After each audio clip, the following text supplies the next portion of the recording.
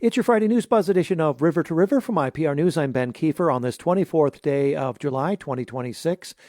Coming up later in the program, Iowa's farm income has dropped by more than half since 2022. I'll talk with IPR's Rachel Kramer about that. Also, the federal government wants to strip a naturalized Iowan of his citizenship. We find out how rare and how hard that is to do. University of Iowa researchers building an AI system to forecast dangerous nitrate spikes in Iowa rivers. We also get to know IPR's new Eastern Iowa reporter, Eliza Billingham. And on the way out, IPR's Lucius Pham grooves us into the weekend. But first, this November, Iowa voters will decide whether to make it permanently harder to raise income taxes, requiring a two-thirds supermajority in the legislature instead of a simple majority. This week, a well-funded campaign launched to convince Iowans to vote yes, backed by Governor Reynolds. Now, critics call it reckless, warning it could hamstring the state's ability to pay for schools and health care, especially with Iowa currently spending over $1 billion more than it takes in. Yesterday, I spoke with Stephen Gruber-Miller, Capitol Bureau Chief for the Des Moines Register. Hi, Stephen. Hi, Ben. Thanks for having me. Let's start simply. Build this out. What would the amendment actually change? And how does a two-thirds requirement compare to how tax votes work today? Yeah, that's right. So like you mentioned, all tax votes, raising them, lowering them, currently require a simple majority of 50% plus one in the Iowa legislature. This would change it so that you could only raise individual and corporate income taxes with a two-thirds vote. So that would be 67 votes in the House, 34 votes in the Senate. This is obviously a steeper threshold. It only applies to raising taxes, does not apply to lowering them. That would still be a simple majority. Mm-hmm. This is a constitutional amendment, so it's not a regular law, so it really solidifies it into the future should it become an amendment. And Iowans for Tax Relief, putting some real money behind this in TV, radio, and direct mail.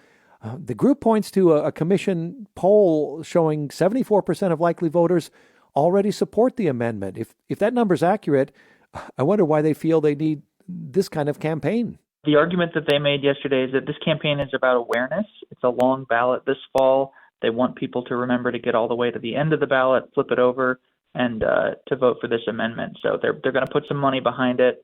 They say that this is about securing the tax cuts that Republicans have passed over the last decade that they've been in charge of Iowa government, and they want to make it harder to raise those taxes again. Right, and Chris Hagenow with Iowans for Tax Relief calls this future-proofing. Walk us quickly through the case for this amendment and what opponents are saying, why it's reckless. Yeah, the case for it would be basically what I just described, that lawmakers should be careful with Iowans' tax dollars and be cautious about raising taxes.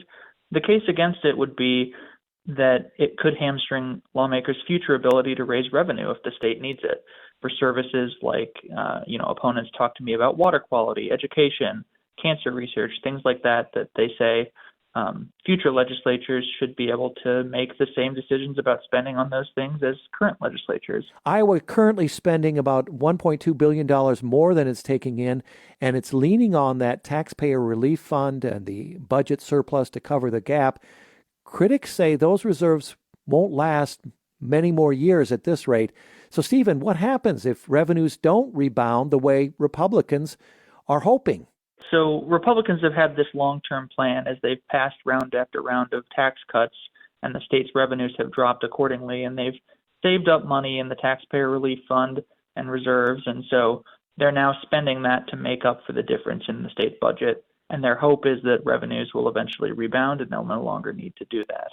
Democrats are saying that this money is spending down pretty fast. Like you said, there's about a $1.2 billion gap in this current budget year, and some differences with the national economy, the farm economy, the federal tax cuts last year in the One Big Beautiful Bill all have taken a bigger bite out of Iowa's revenues than state Republicans originally anticipated. So the money is being spent down a little bit faster. So, if it runs out in the future, there's still a good amount of money and it could last a little while. But if it does run out, then lawmakers would be faced with decisions about either cuts to services and spending or future tax increases. And in just a very few words, is there any organized opposition campaign forming to match what Iowans for Tax Relief is doing here? There isn't yet, but I'm told that there will be one. It will be probably less well resourced, is the phrase they use, than the Iowans for Tax Relief campaign for the amendment. But they do expect to have people getting out there, knocking on doors, and talking to voters about their concerns. Stephen Gruber-Miller, Capitol Bureau Chief for the Des Moines Register. Thanks so much, Stephen. Thanks, Ben. It's your Friday News Buzz edition of River to River from IPR News. I'm Ben Kiefer. A new report out this week paints a sobering picture of Iowa's ag economy. It's one that's expected to keep weighing on our state through 2027. The 2026 Iowa Agricultural Outlook, jointly published by the Iowa Farm Bureau, Iowa State University, and the Iowa Bankers Association, found that Iowa's net farm income dropped 53% from 2022 to 2024. And this is the third year running where crop costs have outpaced crop revenues. To break down what's driving all this, what it could mean for the future, yesterday I spoke with Rachel Kramer, IPR and Harvest Public Media's agricultural reporter. She was at the Iowa Farm Bureau's Economic Summit in Ankeny last week, where the report was unveiled. Hi, Rachel. Hi, Ben. Let's start with that top-line number, net farm income down by more than half since 2022. Put that into context for us. How significant is that drop?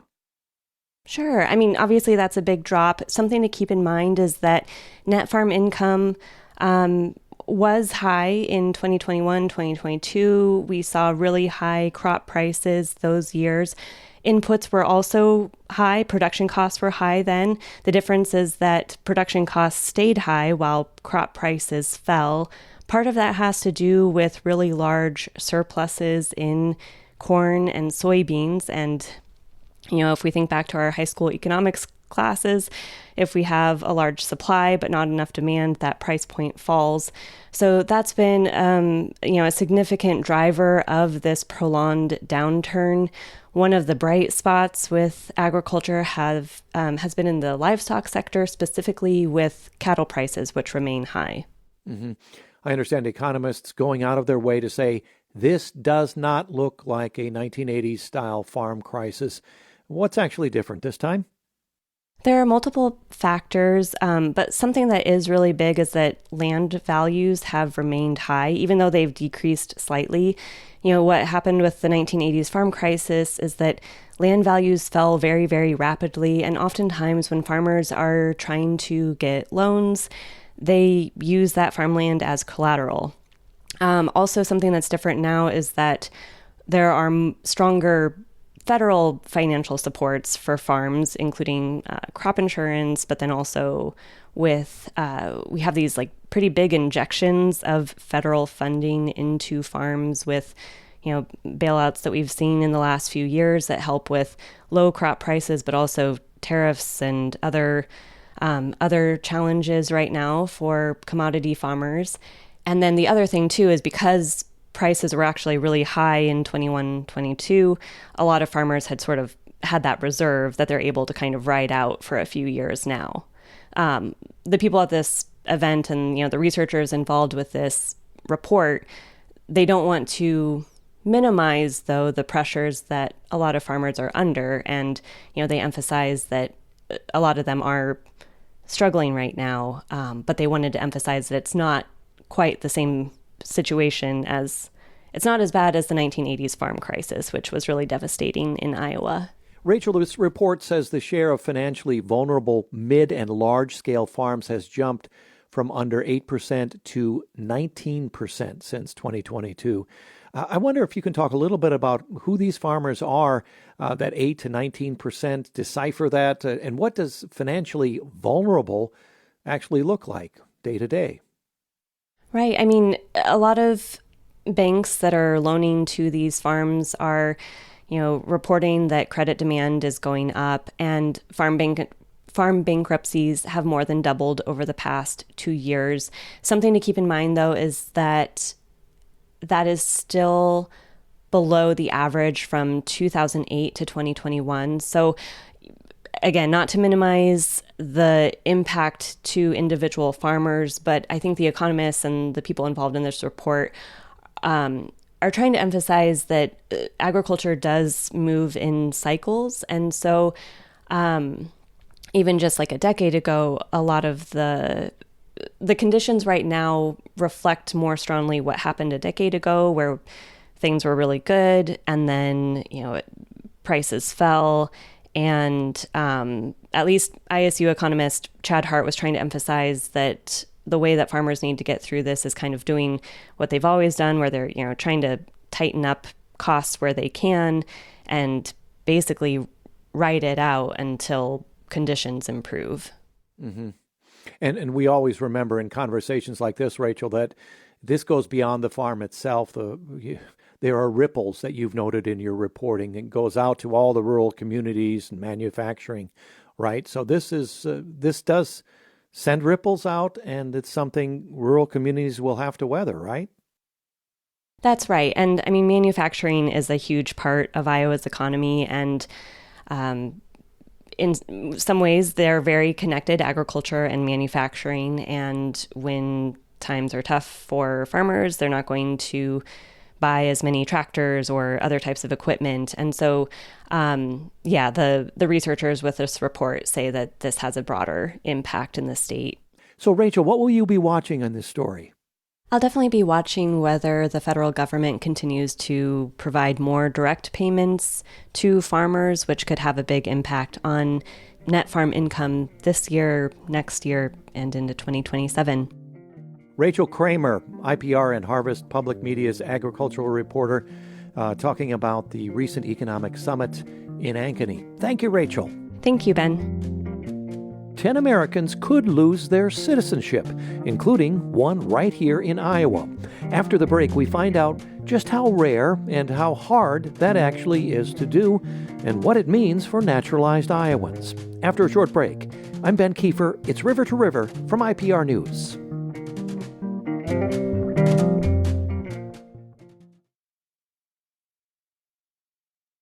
It's your Friday News Buzz edition of River to River from IPR News. I'm Ben Kiefer. The U.S. Department of Justice announced this week it's moving to strip the citizenship of 10 naturalized Americans across the country, including one man in Iowa. The Iowa case involves Antonio Alcantara Ruiz, a 53-year-old originally from Mexico, and according to the Justice Department, he purchased identity documents from a Mexican citizen years ago, used them to obtain a green card and eventually citizenship in Des Moines in 2000, and was later convicted on related fraud charges. Now, the government wants a federal court to revoke his citizenship entirely. This is part of a broader push. The acting attorney general says the DOJ will, quote, continue to aggressively pursue denaturalization, and a top Justice Department official said this week's 10 cases are just the start. Many more complaints are coming. For naturalized citizens in Iowa and outside of Iowa, announcements like this can be understandably anxiety-inducing. So today we're digging into how these cases actually work, who can be targeted, what the government has to prove, and what it doesn't mean for the vast majority of naturalized Americans. Earlier today, I spoke with Kate Melloy Goettel, clinical associate professor and director of the Federal Impact Litigation Clinic at the University of Iowa College of Law. It's interesting to note here, Kate was formerly at the U.S. Department of Justice between 2009 and 2017 as a trial attorney. Kate, welcome back to our program. Thanks. It's nice to be with you. Walk us through the mechanics, how the government actually brings a denaturalization case. Is this a criminal proceeding, a civil one, something else?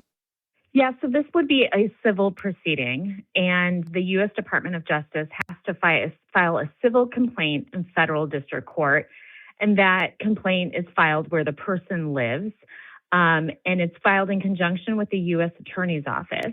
And what that complaint says is it's asking a federal district court to essentially set aside the naturalization order and to cancel the naturalization certificate that was given to the person at the time they naturalized. And so the first step in the process is filing a civil complaint in federal district court. Hmm. I understand the legal standard to denaturalize someone is very high. What is that standard? It's really the highest civil standard we have in the law, and that standard is clear, unequivocal, and convincing evidence. Now, in contrast, usually in civil cases, we have a preponderance of the evidence standard, and that usually means more likely than not. So this clear, unequivocal, and convincing evidence standard is a lot higher to show that the person should be denaturalized. It's almost as high as the criminal standard. So if folks have served on a jury or watched Law and Order, you've probably heard the beyond the reasonable doubt standard. Hmm. And so this standard for denaturalization cases, clear, unequivocal, and convincing, is almost that high, almost the beyond a reasonable doubt, but not quite there. How far back can they reach into someone's original application? Is there a limit? There is not a limit on civil denaturalization cases on how far back they can go, and they can look back at the time of the naturalization, what was said in the interview, and what was put on the application. What's important is they can't look at what happened afterwards. They can only look at what was leading up to the naturalization and what was happening at the time of the naturalization process. Mm-hmm. Okay, so this is probably the most important part of this discussion for a lot of our listeners.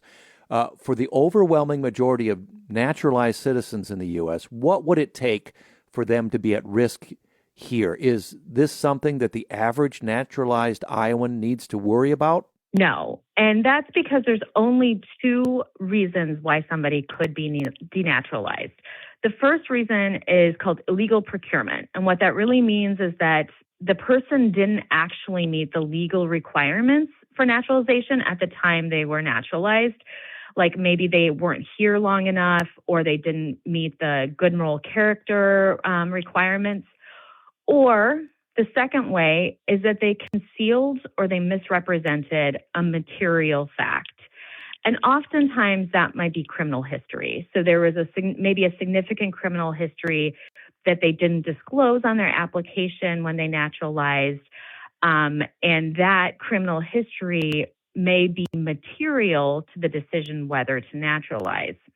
And I'm focusing on materiality here because, naturalized Iowans might be worried, maybe I made one clerical error on my application, or I had something very slight that was said or on the application during the naturalization process.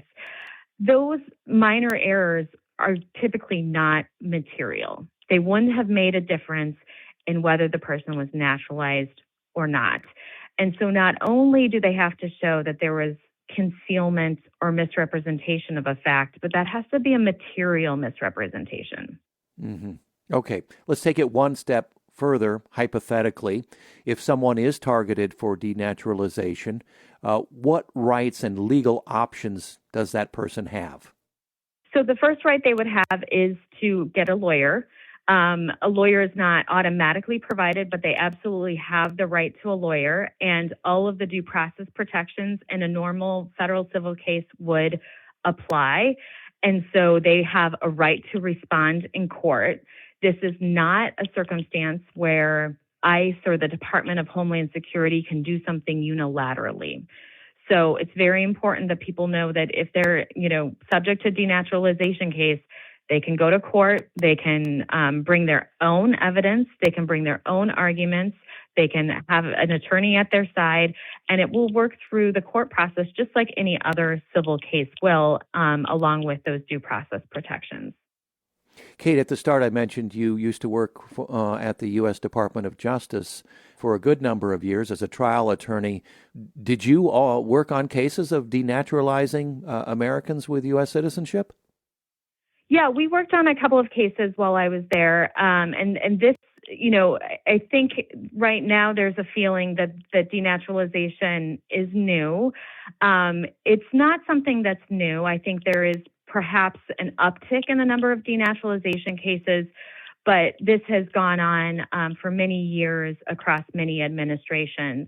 I will say, generally speaking, the most common scenarios in which folks have been denaturalized over the last 20 to 30 years are those that had a significant criminal history that they did not disclose on their naturalization application or during the naturalization interview and process.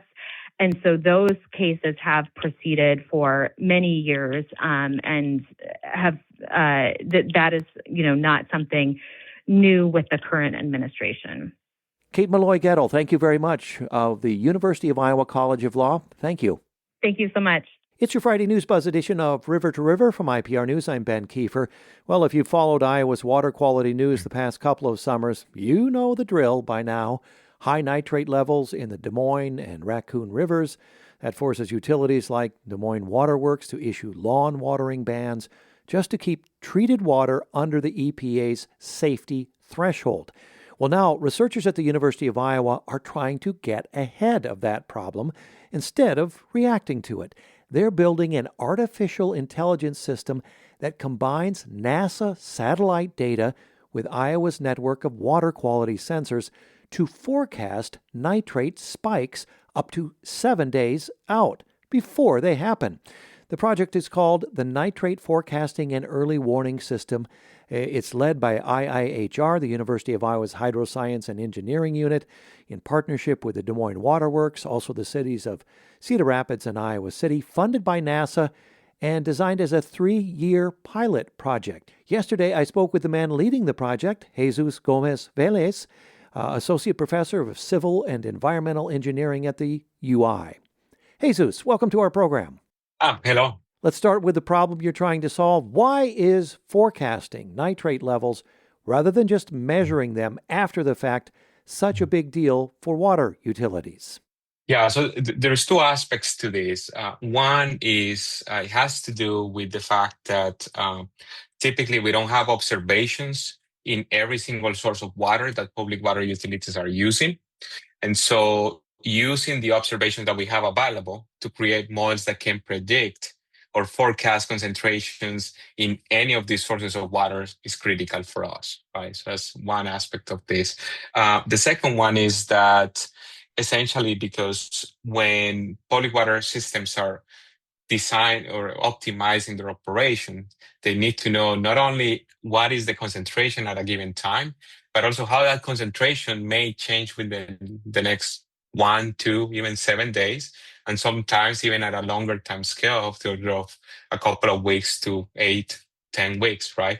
So essentially what we're doing is providing this forecasting to public water utilities in order for them to make better decisions, to plan not only for the instantaneous measurement, but also what may come in the next few hours, next few days. In plain terms, can you help us understand how the AI model actually works? What is it learning, and from what data? Yeah, so we use different sources of information. As you mentioned before, the AI tools, what they're trying to do is to essentially learn how the different observations, either coming from NASA or coming from other ground sensors. An example of this may be precipitation information coming from NASA satellites, soil moisture, land use, or ground observations from weather stations. All of those essentially have an impact in how nutrients move through the landscape and ultimately vary in river systems, right? So we have observations in rivers, we have these proxies, and the AI models are trying to learn essentially what's the connection between all these proxies and what we're seeing in the rivers. Again, we use models that try to capture a couple of aspects that are important here. The short-term memory, which are things that happen fast, like what happens right after a storm event, that we have that spike in concentrations, but also the long-term memory that has to do with legacy effects, some of that nitrate that stored in the subsurface and is slowly released to the river. So the methods have the ability to essentially learn about these two types of processes, and that's why we use them. They're very good. They're designed to essentially capture these two processes that are important for this specific problem. Mm-hmm. So as I mentioned, the Des Moines Waterworks has had to issue lawn watering bans 2 summers running because of high nitrate levels. How much could a 7-day forecast have changed how utilities respond in situations like that, or situations going forward, which we know will happen again? Yeah, again, so as part of the project, our hope is to develop 2 different types of forecasts. One that we call short term, which is Again, we're going to assign what the right window is for operations, but it can be between 1 to 7 days. And sort of a longer term forecast, which is called subseasonal to seasonal, which is, from 4 weeks to 8 weeks or so, right? So these two have different purposes, but the main idea is that essentially if a public water system can see or has an estimate of how nitrate is going to change in the next few days, they can decide which sources of water to use, right? So if you're using blending, they can decide for how long they can use blending and which sources to use a little bit more of this one versus a little bit less of this one. And also they can plan about how to use, if they have a nitrate treatment facility, they can also plan, okay, when do we plan to start heavily using that treatment facility? Or they may actually use this to make decisions about, well, there are going to be a time in the next few days where we cannot provide water that meets the EPA standard. And that so the idea is to provide tools for them to make better decisions and to plan into the future. When you talk of blending, you're talking of the blending of surface water with groundwater. Yeah, exactly. And that's an important distinction here, right? One of the key aspects of this problem, what makes it actually difficult, but also very interesting, is that typically most public water supply systems in the state, they use either surface water or groundwater, typically alluvial groundwater that is tightly connected with the surface water, right? So these two are tightly connected. Once you start pumping from the groundwater, you're also affecting the likelihood of you getting higher concentrations in that groundwater. And so this connection is one of the aspects that these models are going to try to capture, right? The changes in operation are also changing the concentrations in the groundwater. Jesus, this is a 3-year pilot working with Cedar Rapids, Iowa City, and Des Moines Waterworks. Why start with these three, and what happens, do you hope, after this pilot period ends? What we're developing here, these models are called large sample models. Essentially, they allow us to do predictions not only in the locations where these public water, these 3 public water supply systems that you mentioned are located, but we can actually extrapolate or make predictions in many other places throughout the river network.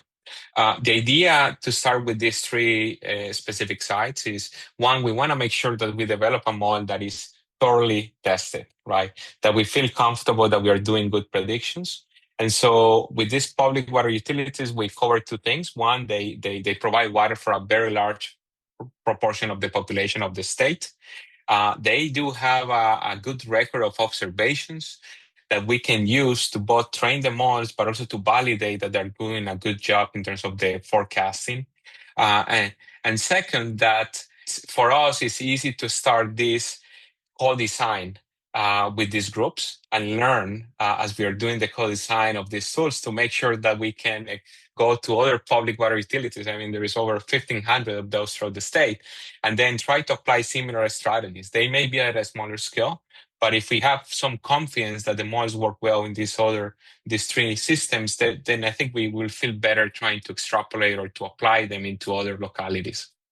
And finally, Jesus, we've talked about this so often on this program, nitrate contamination linked to health risks, including concerns for newborns, increased cancer risks, environmental effects like oxygen-depleted dead zones downstream, way down to the Gulf of Mexico. Given those stakes, how much of a difference can better forecasting, what you're doing there, realistically make if the underlying nitrate pollution problem doesn't change? You're right. I mean, these models, they address a challenge, which is improving operations and early warnings for public water supply systems, right, which are critical for many people throughout the state. This is not necessarily solving the problem. It does provide something that is critical for us, and is at the same time we're trying to do better predictions. We gain deeper understanding of the problem. What are potential drivers? How is the dynamics of these contaminants changing? And so these models can offer also an opportunity for us to learn about this, such that in the future we can propose better management strategies or better interventions that will ultimately improve or reduce the problems with excess nitrate in Iowa streams. Okay, I have a feeling we'll be checking back with you within this 3-year pilot period. Jesus Gomez Velez, a civil and environmental engineer at the University of Iowa. His team is building an artificial intelligence system that combines NASA satellite data with Iowa's network of water quality sensors to forecast nitrate spikes up to 7 days out before they happen. Jesus, very interesting research. Thank you so much for sharing it with us. Oh, thank you, Ian, for having me.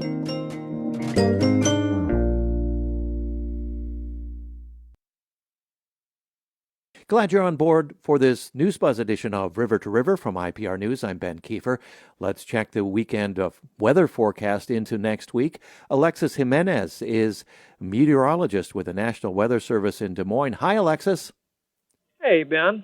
We've had some pleasant weather. I understand pleasant weather today, but it's about to get hotter out there, isn't it? Yeah, that's right, Ben. Enjoy this afternoon's weather while it lasts. We'll have highs in the 70s. But as we get into Saturday, Sunday, even into the beginning of next week, we're looking at really hot and muggy conditions returning. Okay, muggy. So that humidity returns. Yeah, what it feels like will be even hotter than the actual temperatures? Yeah, that's right. On top of the highs coming back into the 90s, we're looking at dew points getting up into the mid to even upper 70s. And so, yes, it'll feel really, really muggy and hot out there. It's going to feel like 105 plus on most of the afternoons here for the next few days. We had some nice bouts of rain in parts of Iowa this week to keep our grasses and crops green. Any rain in the forecast to break up the heat that's coming, or are we looking at another dry stretch? We're looking at some storms nearby, especially as we talk about going up into northeast Iowa on both Saturday night and then also into Sunday evening. And that could leak into central Iowa as we get into Monday morning. And we'll continue to monitor that forecast there for Monday morning. Okay, we're speaking on Friday morning. So what are the chances here? Are they pretty good for precipitation or not so much? The chances there for, at least for Saturday night, they're about 30% for northeast Iowa. And then as we get into Monday, around the same as we get into central Iowa, higher chances in northeast Iowa on Monday. Okay, thank you very much. Alexis Jimenez with the National Weather Service in Des Moines. Take care. Have a great weekend, Alexis. Thank you. You do the same, Ben. It's your Friday News Buzz edition of River to River from IPR News. I'm Ben Kiefer. Well, before we groove into the weekend with IPR's Lucius Pham, let's take a few minutes to meet our new Eastern Iowa reporter, Eliza Billingham. You may have already seen her byline at IPR.org or heard her stories, news stories about, well, data centers popping up in small towns along the Mississippi, Palo, Clinton. She joined IPR earlier this month, and earlier this week I sat down with her for a chat. Eliza, welcome to IPR, and it's so nice to have you step in the studio so we get to know you. Ben, it's so great to be here. Thanks for having me. You come to us from Spokane Public Radio. Before that, you were a staff writer, I understand. You spent, 2 years teaching English in Vietnam. Completed a reporting fellowship with the Pulitzer Center on Crisis Reporting, holding a master's degree from Boston University. And this is where I want to start because it's a little unusual. A bachelor's degree in theology and ancient languages from Wheaton College. How do we go from that as an undergraduate to becoming a journalist? Well, maybe the most honest answer is I couldn't figure out what I wanted to do. But I think there are also very personal through lines for all the things I've studied. I think trying to figure out what's true, either capital T or lowercase t, trying to figure out how the world works, why people think the way they do. I mean, those are very broad strokes that I think can describe journalism or theology or ancient languages. Trying to just constantly learn about people. And I think there are threads of justice in there too, of trying to give compassion to the vulnerable. Your Pulitzer Center fellowship took you to Vietnam, to Hanoi, to report on an unlicensed Christian addiction rehab center?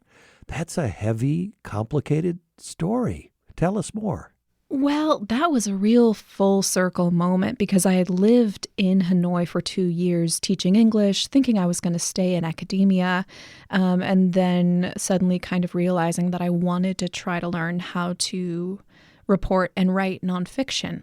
So then when I was in grad school and I got the opportunity to pitch an international story, I knew I wanted to go back to Hanoi, and I already knew about this rehab center. And it's a conflation of a lot of, heavy and contested things in Vietnam. Drug use is heavily stigmatized. Religion is heavily stigmatized. So both of those things going on in the effort to try to free people from addiction was really interesting to me. And I thought it would be interesting to other people too. And it turned out that it was, at least for some people. Mm-hmm. And you know what keeps you going are the stories of success.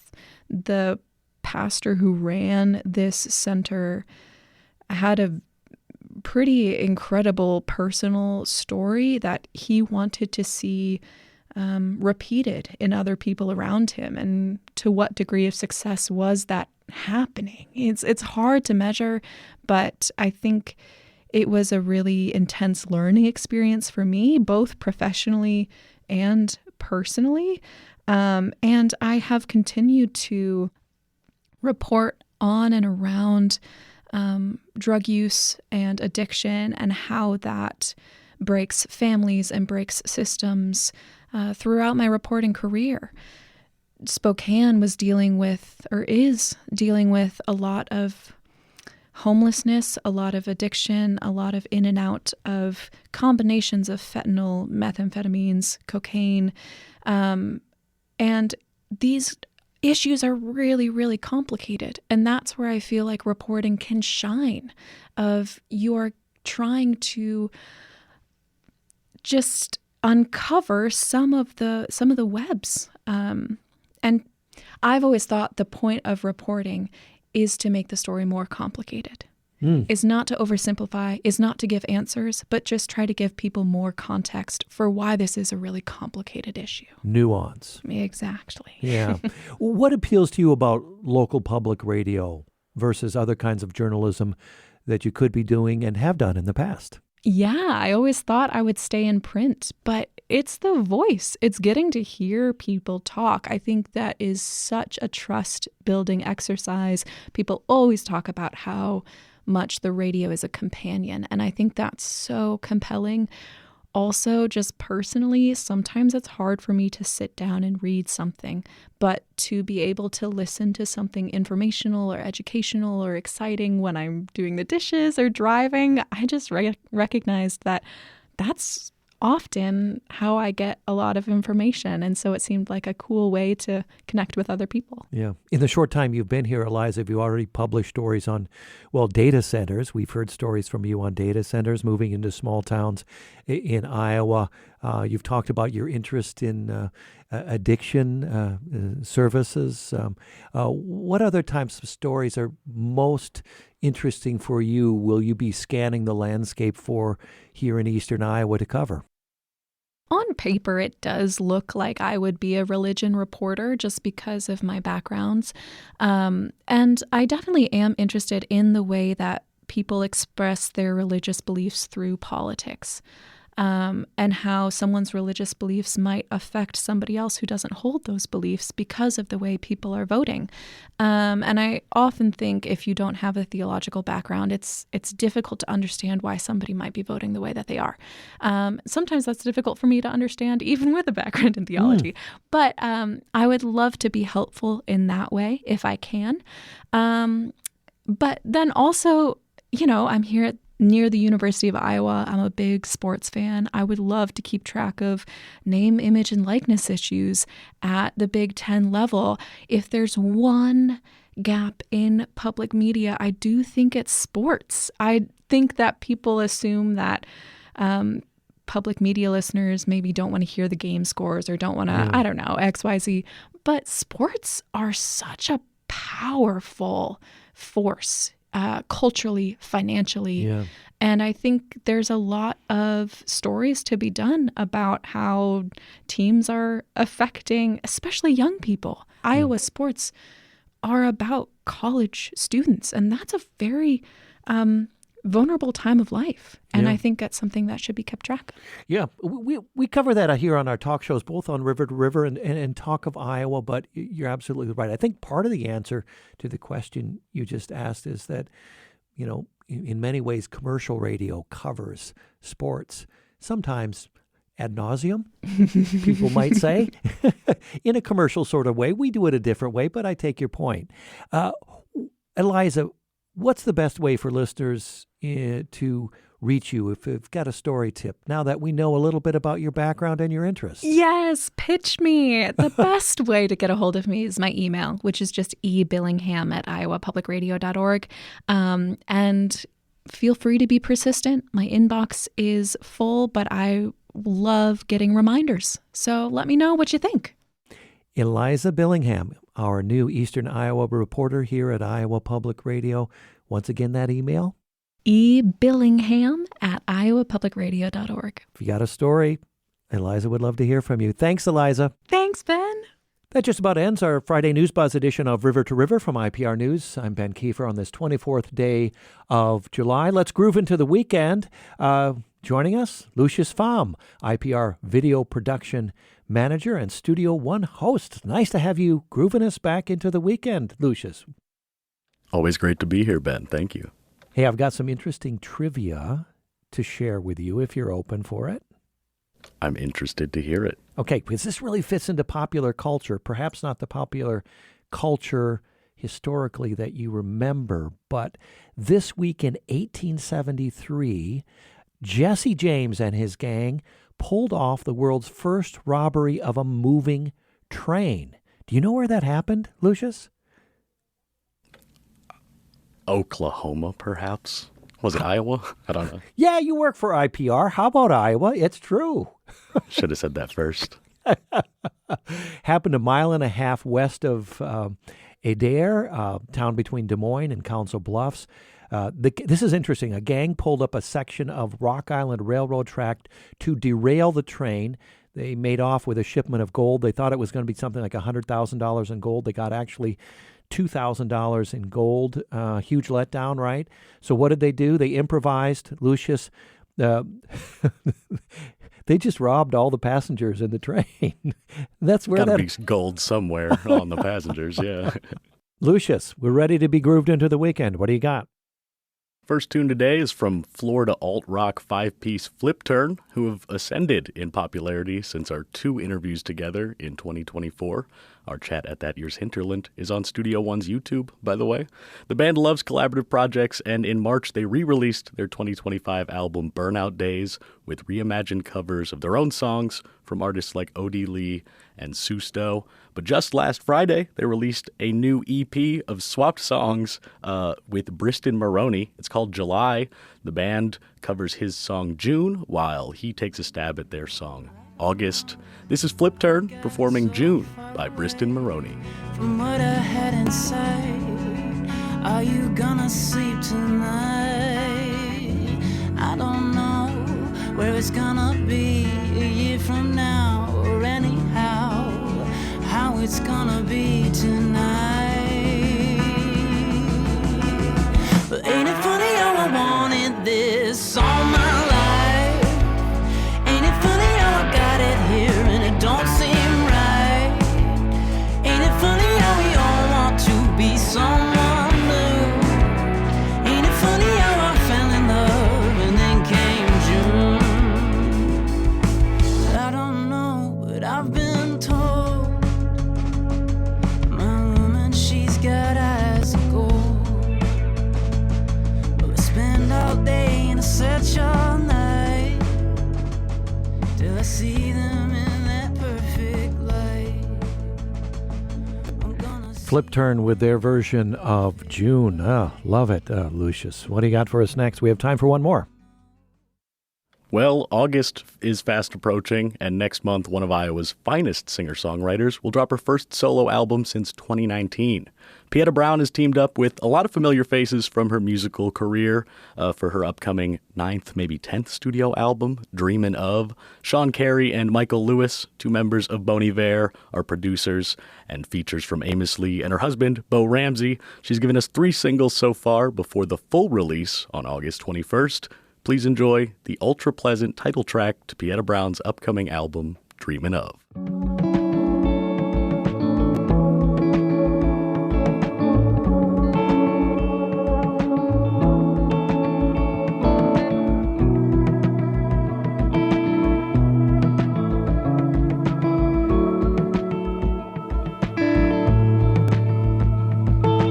war is never over, neither is my love. As below, so above. Up above the world so high, we could only fall. Some kind of roulette, gamblers all.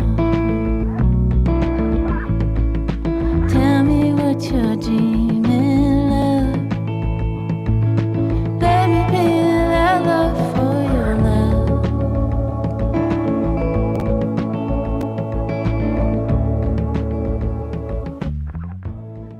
Dreamin' Of by Pieta Brown. You know, you're making me recall a few years ago when Pieta was on stage. I was sitting in the audience at the Englert in Iowa City. Her father's retirement concerts there with Pieta, of course, at his side, along with Bo. What an event that was. Pieta Brown there, cranking it out. What did you say, 10, 12 albums she's put It is out? 9, maybe 10, I believe. All right. We'll go out with a little of Pieta Brown. Thanks so much, Lucius of IPR Studio One, for grooving us into the weekend. Thank you. Have a great weekend. IPR Studio One is there 24/7. You can stream online, studio1.org. Download the IPR Studio One app, or in Des Moines, that area, you can hear us at 94.1 FM. Your daily soundtrack, the best in new music and old favorites. Today's program produced by Caitlin Troutman. I'm Ben Kiefer. Have a wonderful weekend. In the twilight ember